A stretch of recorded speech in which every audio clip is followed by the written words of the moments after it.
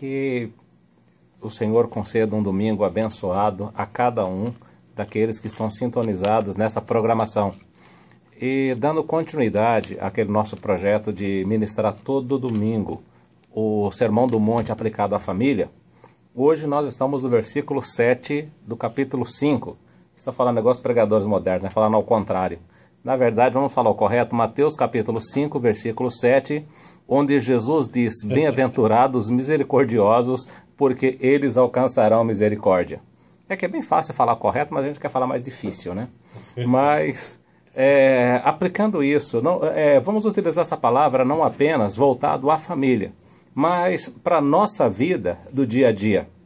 Tá? Que, conforme diz popularmente, tá? Nós somos rápidos em exigir misericórdia, somos rápidos em exigir os nossos direitos, mas nós somos devagar ou extremamente lentos em exercer a misericórdia, em exercer o perdão, em socorrer a alguém. Eu estava procurando a definição de misericórdia e achei algo muito satisfatório, que alegra o coração, que diz o seguinte: o que é misericórdia? Misericórdia é a real demonstração de um sentimento. E que sentimento é esse? É um sentimento de perdão, um sentimento de bondade, um sentimento de graça. E quando Jesus nos diz bem-aventurados misericordiosos, é porque lá na frente, em Tiago diz o seguinte: porque o juízo será sem misericórdia sobre aqueles que não exerceram a misericórdia. Então o que é misericórdia? Misericórdia é ter compaixão, misericórdia é ter perdão, misericórdia é olhar com graça, é olhar a necessidade da outra pessoa e se colocar no mesmo lugar. Poderíamos até chamar isso de empatia também. Tá? Se colocar no lugar de uma pessoa que está sofrendo, se colocar no lugar de uma pessoa que está passando por uma dificuldade, no lugar de uma pessoa que está passando por um sofrimento e sentir as mesmas dores que elas está sentindo. Jeremias diz no livro de Lamentações que as misericórdias do Senhor são a causa de nós não sermos consumidos. Então, se não fosse a misericórdia do Senhor, conforme diz o salmista ainda, se não fosse a misericórdia do Senhor, se não fosse o Senhor que estivesse ao nosso lado, nós teríamos sido destruídos. Se não fosse a misericórdia do Senhor que estivesse conosco, diz o salmista que nossos inimigos teriam nos engolidos vivos. Alguns minutos atrás eu estava comentando com o irmão Zé Francisco, quando ele diz o seguinte: olha, que homem há que não caia? Que homem há que não peque? Quem é que pode segurar um homem para que um homem não peque? Então a resposta está nessa palavra: misericórdia. Porque se não fosse a misericórdia de Deus sobre as nossas vidas, nós viveríamos no pecado. Se não fosse a misericórdia de Deus sobre as nossas vidas, nós viveríamos derrotados. Se não fosse a misericórdia de Deus nas nossas vidas, nós não levantaríamos, nós não estaríamos em pé. Se não fosse a misericórdia de Deus, nós não estaríamos respirando. Se não fosse a misericórdia de Deus, nós não estaríamos vivos. Então é a misericórdia do Senhor que é a causa de nós não sermos consumidos. E aí, quando nós trazemos isso aqui para o Sermão do Monte, tá? Porque as pessoas olham a misericórdia, lembram do Velho Testamento, e muitos querem aplicar a lei ou aplicar a lei de Hammurabi, que é olho por olho, dente por dente, mão por mão e pé por pé. Quando nós usamos a misericórdia, nós somos prejudicados, mas nós temos uma atitude chamada atitude de perdão. Tá? Quando nós usamos de misericórdia, se alguém nos feriu, nós voltamos lá para o Calvário. Quando Jesus foi crucificado, a Bíblia nos diz o seguinte: como o cordeiro mudo, ele foi levado perante os seus tosqueadores, ele não abriu a sua boca. Ele apanhou, ele foi chicoteado, foi colocada aquela coroa de espinhos, ele foi pregado na cruz, ele foi escarnecido, Jesus foi humilhado, inclusive crucificado nu. Então a Bíblia diz que o seu vitupério, ou seja, as suas vergonhas foram expostas. E no entanto, quando ele abriu a sua boca, mesmo sendo inocente, mesmo podendo ter o direito de reivindicar, tá, a sua inocência, o direito de reivindicar o seu próprio direito, ele não abriu a sua boca para se defender.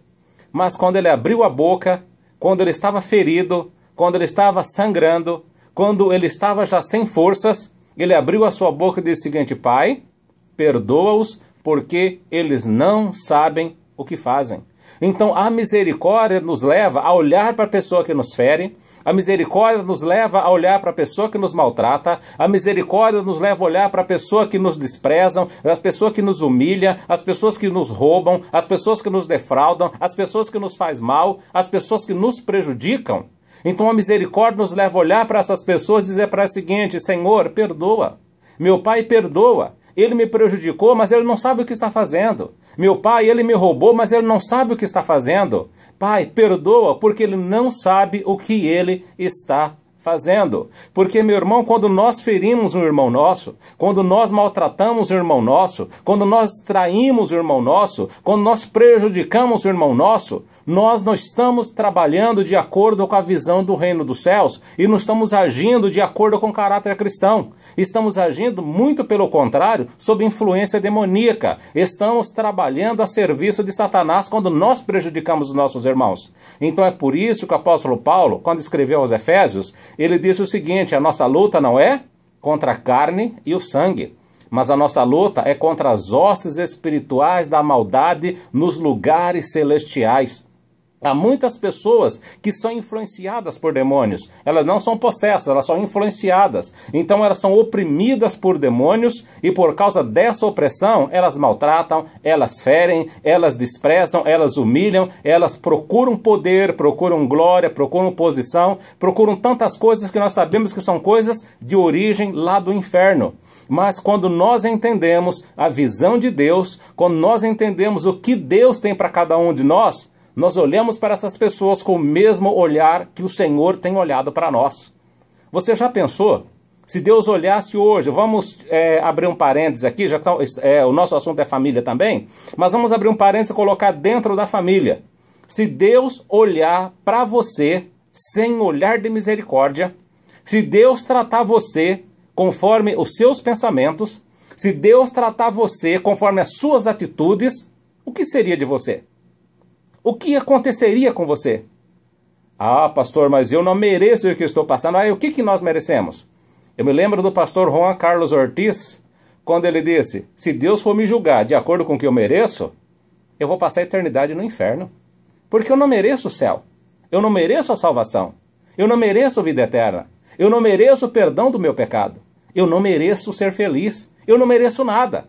Mas por que é que eu recebo alguma coisa de Deus? Eu recebo alguma coisa de Deus por causa da sua misericórdia. E a palavra do Senhor nos diz aqui no versículo 7, bem-aventurados os misericordiosos, porque eles alcançarão misericórdia.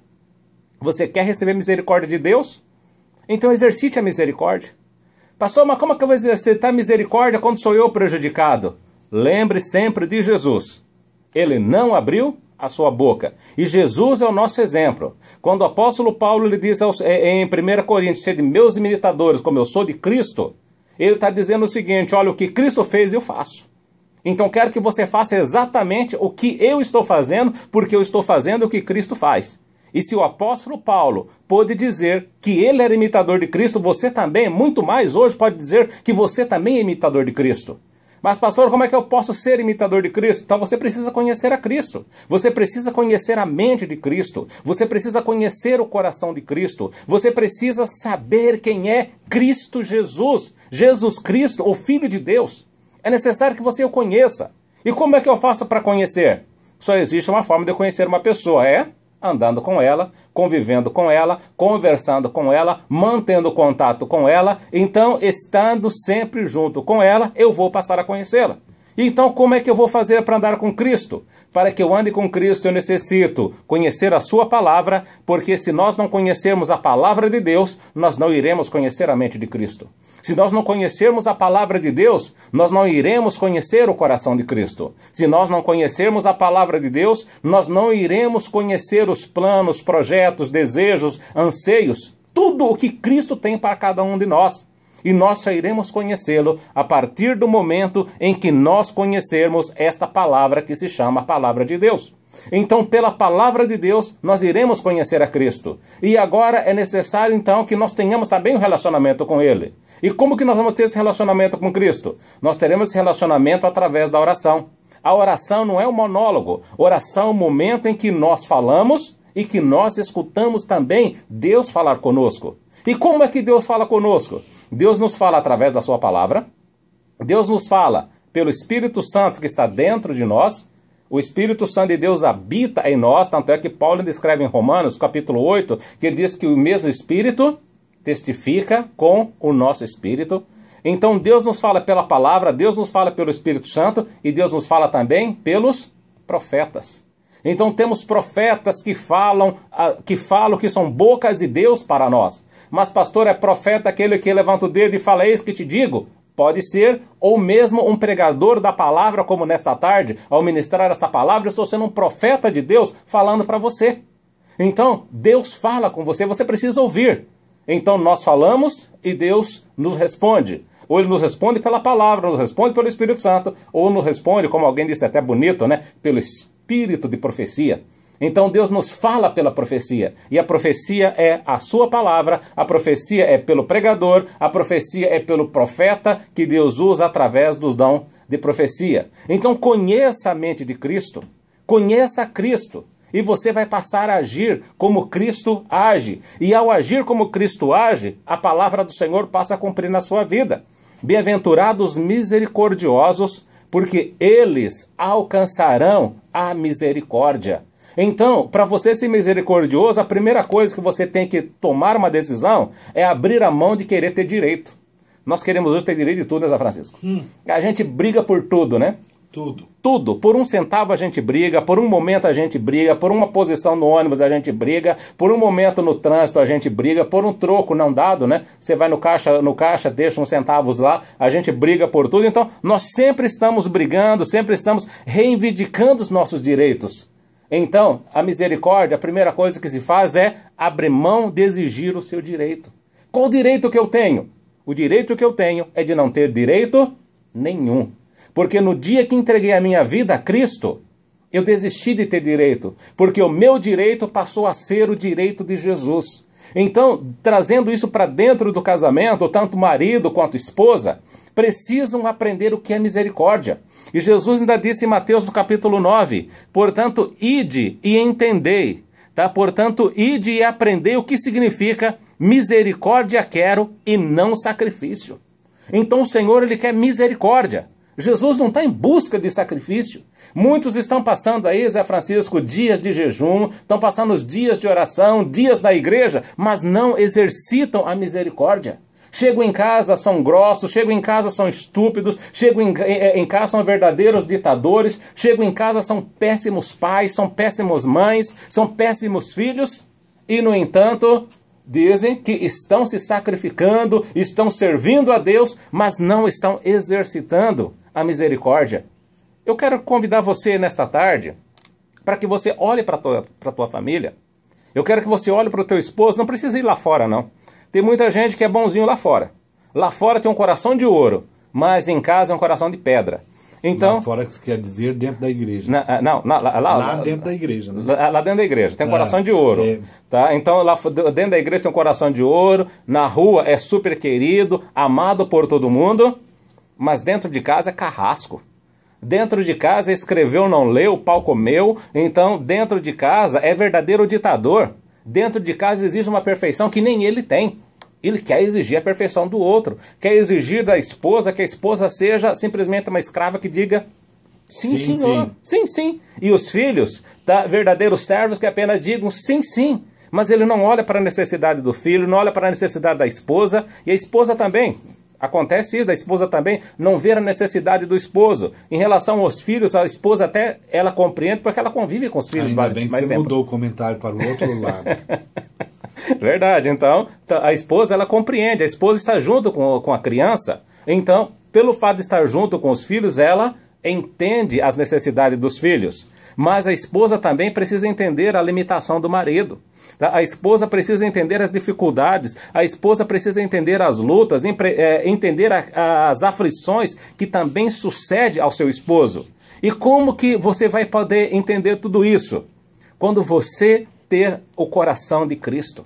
Quando você ter a mente de Cristo. E quando você tem o coração, você tem a mente, essa palavra que Jesus repassou aqui no Sermão do Monte, gente, ela passa a funcionar de uma forma tão clara na vida da gente, Que hora que você vê que o marido errou, você tem misericórdia dele. Quando você vê que a esposa errou, você tem misericórdia. Quando você vê que o filho errou, você tem misericórdia. Alguns anos, irmão Zé Francisco, recebi na revista Mensagem da Cruz um testemunho que me emocionou bastante, onde o marido acabou caindo em adultério e, hora que ele se tratou na igreja e foi tratar com a esposa disse o seguinte: vem aqui, eu quero conversar com você. Imagine o medo desse marido de ter o seu lar desfeito. A esposa disse o seguinte: olha, eu te perdoo, mas antes de te perdoar, eu quero compreender uma coisa. Porque para que eu possa te perdoar e ter um perdão verdadeiro, eu quero entender de fato o que é que aconteceu. Porque se você errou, é porque eu também errei. Então eu quero compreender onde está o erro para que nós possamos acertar e nunca mais nós venhamos a estar tratando sobre essa palavra chamada adultério, prostituição ou traição. Você sabe o que chama isso? Misericórdia. Porque essa mulher, mesmo sendo vítima, ela desceu, se colocou como culpada e disse o seguinte: olha, eu preciso entender onde foi que eu também errei. Porque a culpa não é apenas tua, a culpa também é minha. Então, ela não apenas perdoou, mas ela também exerceu a misericórdia sobre a vida dele. Os dois puderam tratar-se e os dois puderam ter o seu casamento restaurado, ter o seu relacionamento restaurado e sem algo chamado de ficar em dívida.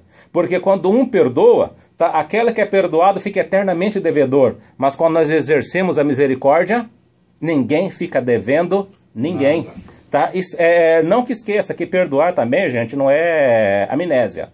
Tá? Perdoar quer dizer o seguinte: eu ainda vejo, sei, mas não me causa mais emoção nenhuma. Eu não tenho mais sentimento de raiva, não tenho sentimento de vingança, não tenho sentimento de ódio e muito menos sentimento de tristeza. Então este é o verdadeiro exercício do perdão e o exercício da misericórdia, que é algo fundamental na vida do cristão. Então, se eu preciso ter misericórdia para os que estão de fora, quanto mais com os que estão de dentro. Se eu preciso ter misericórdia para com os meus inimigos, como eu devo exercer então a misericórdia sobre a minha família? Você tem exercido misericórdia? Ou você só tem querido misericórdia para você? Vamos voltar para o texto? Bem-aventurados misericordiosos, porque eles alcançarão misericórdia. E lá em Tiago, no capítulo 2, Tiago diz o seguinte: olha, porque o juízo será sem misericórdia sobre aquele que não fez misericórdia. E a misericórdia, eu gosto dessa palavra demais, mas a misericórdia triunfa no juízo. Então, a misericórdia, você olha para a pessoa culpada, mas eu tenho misericórdia de você, eu te perdoo. Essa palavra, eu te perdoo, ela é fundamental. O Azábio, sábado, agora na reunião masculina, ele escreveu no quadro lá uma frase que a gente utiliza muito no curso de casais, na orientação do perdão, mas ele escreveu lá assim, aquela caneta vermelha que chama a atenção da gente. Eu prefiro estar certo ou prefiro ser feliz? Então é o seguinte, olha, misericórdia é você procurar felicidade.